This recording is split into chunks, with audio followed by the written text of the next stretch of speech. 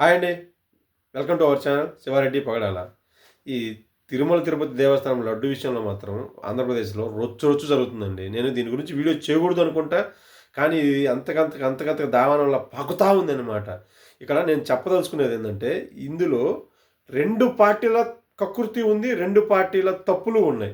అవేంటో మనం కొంచెం క్షుణ్ణంగా తెలుసుకునే ముందల నేను మన వ్యూవర్స్‌కి రిక్వెస్ట్ చేసేదేంటంటే, ఇప్పటివరకు మన ఛానల్ ఎవరైనా సరే సబ్స్క్రైబ్ చేసుకున్నోళ్ళుంటే సబ్స్క్రైబ్ చేసుకోండి.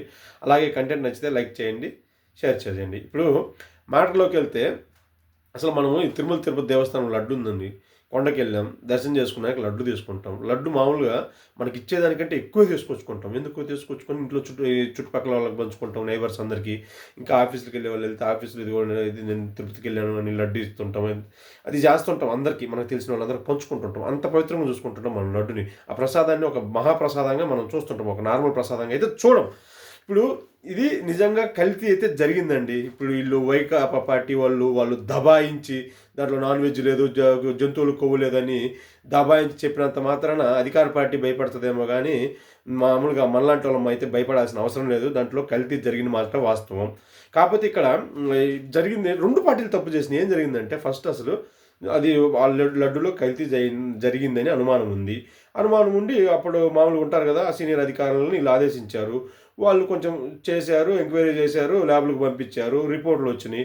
వాళ్ళు సరిగ్గా చూసో చూడకనో ఒక సీనియర్ అధికారి ముఖ్యమంత్రి వాళ్ళకు వ్యవహారానికి సంబంధించిన వాళ్ళకి చెప్పారు, ఇందులో జంతువు కొవ్వు కలిసింది అని.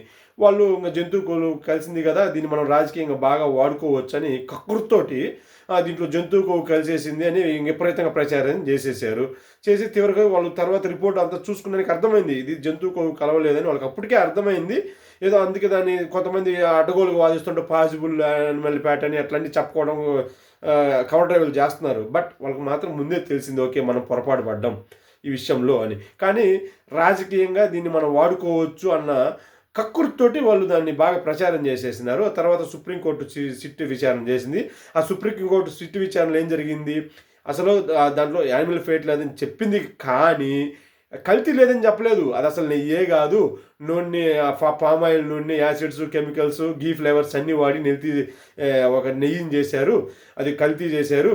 ఇంకా ఇట్లాంటి పామ్ ఆయిల్ నూనె నెయ్యి ధరకు కొని వీళ్ళు చాలా అప్పుడు అధికారులు కానీ అప్పటికి సంబంధించిన ధర్మకర్తలు కానీ ఆ సీనియర్ అధికారులు కానీ వీళ్ళందరూ కలిసి పెద్ద స్కామ్ అయితే చేశారు, డబ్బులు తిన్నారు అని సిట్ విచారణలో చెప్పింది. అంటే అక్కడికి వీళ్ళు ఈ వైకాపా వాళ్ళు ఏం చేస్తారు, జంతు కవ్వు లేదు అని చెప్పారు అని ఇంక 1000 ఏనుగులు బలం వచ్చినట్టు ఓ అని నోరు వేసేసుకొని రూలింగ్ పార్టీ మీద పడిపోయారు.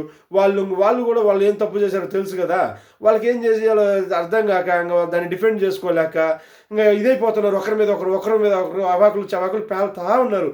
ఇది జరిగింది. ఇప్పుడు ఈ వైకాపా పార్టీ వాళ్ళు మరి కొవ్వు ఎంతసేపటికి జంతు కొవ్వు కలవలేదు అంటారు, కానీ ఎవడన్నా సరే గుండెల మీద చేసుకొని చెప్పగలరా దాంట్లో కల్తీ లేదని? ఈరోజు అప్పుడు వీళ్ళు మన సుబ్రహ్మణ్యం అన్న ఎల్వి సుబ్రహ్మణ్యం గారు ఈరోజు ఏం చెప్పారు, వీళ్ళు దబాయిస్తున్నారు కానీ అందులో కొవ్వు కలిసింది, అది కొవ్వు అంటున్నా సారీ కల్తీ జరిగింది, కల్తీ జరిగిన మాట వాస్తవాన్ని ముమ్మాటికి చెప్పలేదా? ఈరోజు నేషనల్ మీడియాలో ఉన్నారు, రిపబ్లిక్ టీవీ ఆర్నాబ్ గోస్వామి కానీ ఇంకొక అతను కానీ దాని మీద ఓ అని మాట్లాడుతున్నారు. ఇప్పుడు ఇటుకేమన్నా వాళ్ళు ధీటుగా కౌంటర్లు ఇవ్వగలరా? నేషనల్ మీడియాకి కూడా బాకింది కదా. వాళ్ళు ఏమంటున్నారు, లడ్డు ఆల్టరేషన్ జరిగిందన్నారు, అంటే కల్తీ జరిగింది అంటున్నారు. మీరు చెప్పినట్లుగా జంతు కొవ్వు గురించి డిస్కషన్స్ రావట్లే, అక్కడ కల్తీ జరిగింది అని చెప్తున్నారు.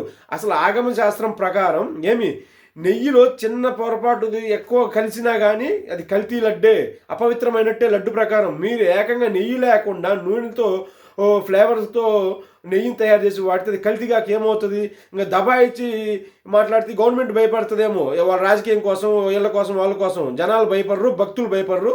మీకు ఖచ్చితంగా 2 పార్టీలకి ఈ 2 పార్టీలు తప్పులు ఉన్నాయి ఇక్కడ. ఎవరు చేసిన నేరానికి ఇదిగో ఇంత నేరం చేసిన వాళ్ళకి ఇంత శిక్ష పడుతుంది దేవుడి చేతిలో, ఇంత పెద్ద నేరం చేసిన వాళ్ళకి ఇంత పెద్ద శిక్షలు పడతాయి. మీరు వాటికి క్షమాపణలు చెప్పకపోగా అడ్డగోలు వాదించుకుంటా దీన్ని ఇంతకింత పెంచుకుంటా జనాల యొక్క మనోభావాలందరినీ దెబ్బతీస్తున్నారని నా యొక్క అభిప్రాయం. Okay, thank you so much.